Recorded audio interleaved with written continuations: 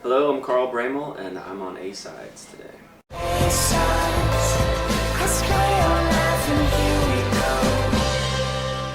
What's up, man? Hey, how you doing? It's a pleasure. Yeah, thanks for having me. So, I mean, you're already part of my Morning Jacket. Why do you have to work with, like, another amazing musician? Like, why are you getting greedy? Yeah, that's total greed. Next up, Paul McCartney. It just kind of came together naturally. Jim worked with Ray on his album, and my Morning Jacket was going to take some time this year to rest or be off so we could be on again. Right. And then Ray was asking Patrick and all the rest of us if we'd want to go on the road, and we were like, sure, let's do it. Yeah. Just kind of without thinking about it at all, really. In a deep way, like, why should we do this? Should we not? It's just like, do we feel like doing it? Let's do it. Yeah, just spend the summer on the road. Yeah, and he's an incredible singer, and his records are amazing. And like, I remember I saw him play a really small club. This is like totally what people come up to me and be like, I saw you at this tiny club. But I went and saw Ray at the Hotel Cafe in LA, and he was playing the songs off that first album, and I sat like right here, and he was like right there, and I was like, man, someday I'd love to sing with that guy, And then here we are. This is sort of the universe sometimes answers those wishes, You're probably in like a very crowded headspace right now because you got your there's my Morning Jacket's always going to be there, right? You're on tour with Ray right now, and you have a solo album. Your first in 6 years coming out next August 19th. No, August. Yeah. So how do you Geez, my head would explode. Coffee? No. It's kind of good to be juggling all this stuff. I'm trying to make sure I'm present for Ray, and also like present for the band and present for myself, and getting I had my record finished for a long time, right. And just trying to find a window that made sense. I mean, it actually kind of does make sense in a non-traditional way to put it out now because I'm busy, and I'm in New York City with you talking. I didn't have to fly out here on my own to do this sort of thing. So we're kind of looking at it like, let's take the good from this, and just playing different. Just keeping. I just watched the Jacket Pastorius documentary last night, and they asked him, like, what's the one thing you have to do, your advice for any young musician? It was like, always keep your ears open.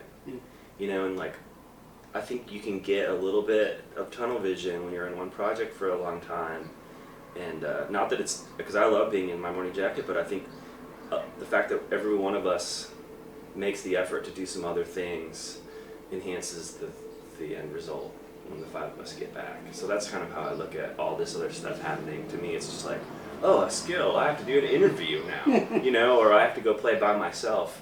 And that's sort of terrifying. And when you get done, you're like, oh, I'm kind of glad I did that. And you're doing solo shows as well, right? Yeah. Talk to me about, you had said that you had it finished for a while.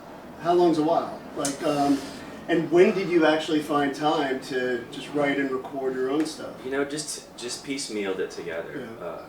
Here and there, and I'd set up a session sometimes in advance, and I'd be like, well, I gotta write a few songs or finish up the songs that were bubbling around. So we just did it, a day here, a day there, 2 days here, 2 days there. I did some at home, and then and it's like there was no label breathing down my neck, so it's sort of like it was up to me, like, is this done, or do I think it's worth putting out? It takes a while. When there's no deadline, it could go on forever. So once I finished the second main tracking session, I was like, okay, I think this is enough music. And I took a couple things away and made it a little shorter, and I just gave it to everybody. And so, what do you think? What should we do? And here we are. So no pressure at all, really. Not really. Yeah. I mean, I had a record contract, but they never asked, when's the next one coming? It's not a multi-million selling thing. To me, it's more just about trying to make every aspect of it relaxed, fun, and enjoyable, and and it's new. It's always new things are always fun. I went and did a little thing at Relics the other day. I was like, this is cool. It's something that my band probably wouldn't do, just because the scheduling of it is just too much, too many people, too much gear. But just to go do it by myself was fun, I mean, obviously you're not going to tell me if things are bad, but I would assume everything's amazing since My Morning Jacket's together. Obviously, still, can you take your solo stuff, share it with the guys, and what do you think? You know that even putting out the first record, the All Birds Say record, had a lot to do with me sharing it with them and like them being like, behind me. And of course they love you. It's like you're best. They're my best pals, But they tell me if something sucked. Right. Or if I had an opinion, they'll tell me about it. Like, you shouldn't put that song on there. I don't think so. The rest of it's good. So, and that kind of encouragement from them, is paramount for me to do it at all. Are you required at all in your mind to only work with frontmen with like dynamic beards, or is that just something that's coincidental? It must be subconscious. Yeah. No, I have no. There's no rules. Go for the trifecta. I don't know who you could like. Father John Misty, maybe. There's a couple of bodies buried in that beard. Yeah, I don't know, Captain Caveman. So what happens then? You're on the road, obviously, with Ray this summer, and then I don't know, you have the One Big Holiday, right? That's probably at the end of the summer. We're doing.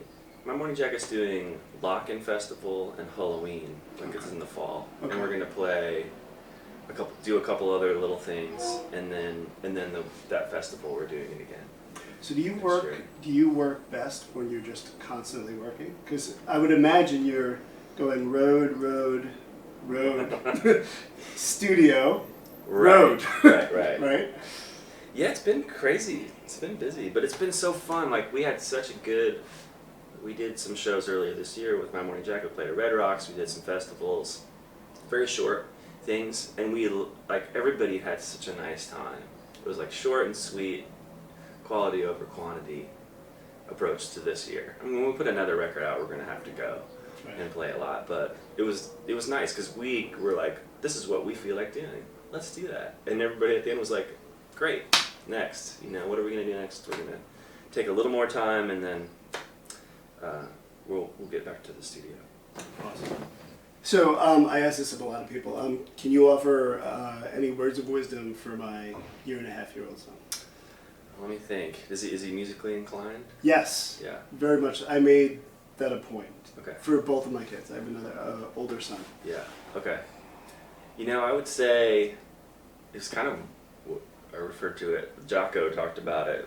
Keeping your ears open, but also I think the thing that I really benefited from as a young kid is sampling lots of different instruments. Like, seriously, like being like, okay, piano for a while, violin for a while, sing in a choir. Singing, I think, is probably the best musical training of all, because you can apply that to any instrument. I mean, the technical part of playing an instrument is one thing, but if you're not actually hearing what and trying to play what you are intending to hear, then you're just like playing patterns and hitting the pads and closing and opening the saxophone or whatever. So I think singing and being able to translate that in musical intention that you hear in your inner mind into the instrument, then you can do anything. Then it's just technical. Like, if you're more proficient this way than this way, that's fine. Yeah. But if you're singing, you could probably move around to anything. Awesome. Yeah. It's been an absolute pleasure. Yeah, thanks a lot. Thanks for having me. Thanks, man.